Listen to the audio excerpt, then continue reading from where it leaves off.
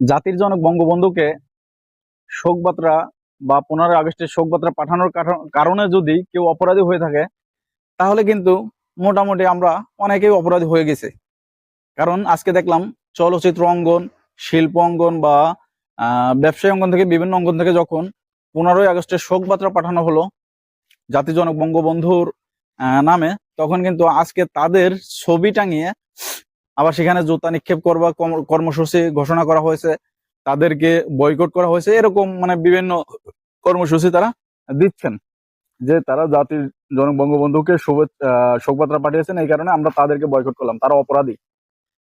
মজিদ সিনেমায় অভিনয় করার কারণে নায়ক আরফিন শুভ, নায়িকা নুসরাত ফারিয়া, এদের যদি শাস্তি হয়, এরা যদি অপরাধী হয়ে থাকে, তাহলে নুসরাত ইমরোজ তিশা তিনি কেন অপরাধী হবেন না? তার স্বামী কেন উপদেষ্টা পদে বহাল থেকে যাবেন বা উপদেষ্টাই হলেন?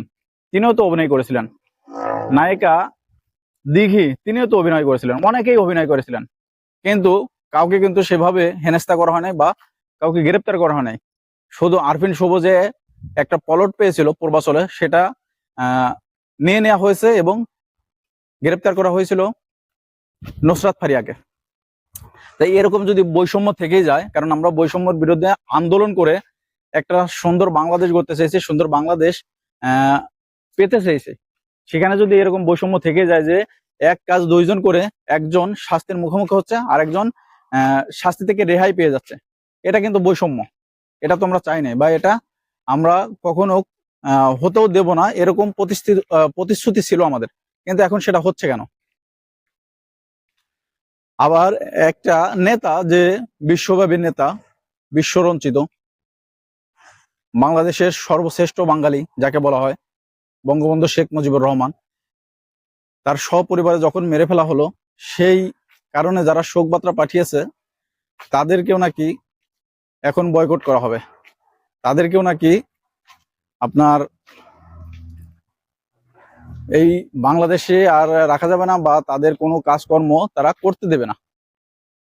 যারা বয়কট করেছেন তাদের ছবি পোস্টার ছাপিয়ে সেখানে জুতা নিক্ষেপ করা হচ্ছে। যদি এরকম প্রত্যেককে বয়কট করে দেন, তাহলে বাংলাদেশে শুধু আপনারাই থাকবেন? বাংলাদেশের পাসপোর্ট যাদের আছে, বাংলাদেশের নাগরিক যারা, বাংলাদেশের আইডি কার্ড যাদের আছে, তাদের কি বাংলাদেশ থেকে বের করে দেবেন নাকি? সেরকমই তো মনে হচ্ছে আপনাদের আচার ব্যবহারে। কারণ তারা তো দলের হয়ে যায় নাই, তারা একটা নেতাকে বা বাংলাদেশের সর্বশ্রেষ্ঠ বাঙালি যাকে বলা হয় তার প্রতি তারা একটা শোক বার্তা পাঠিয়েছে। 15 আগস্ট, শোকাবহ আগস্ট যাকে বলা হয়। এর কারণে যদি সবাই অপরাধী হয়ে থাকে, তাহলে তো আমরা সবাই মোটামুটি অপরাধী। কারণ আমরা সেগুলোকে প্রশ্রয় দিয়েছি, আমরা সেগুলোর বিরুদ্ধে যাইনি। কারণ যে অপরাধ করে, অপরাধ সহে এবং অপরাধ দেখে, তিনজনে কিন্তু সমান অপরাধী হয়। সেই পর্যায়ে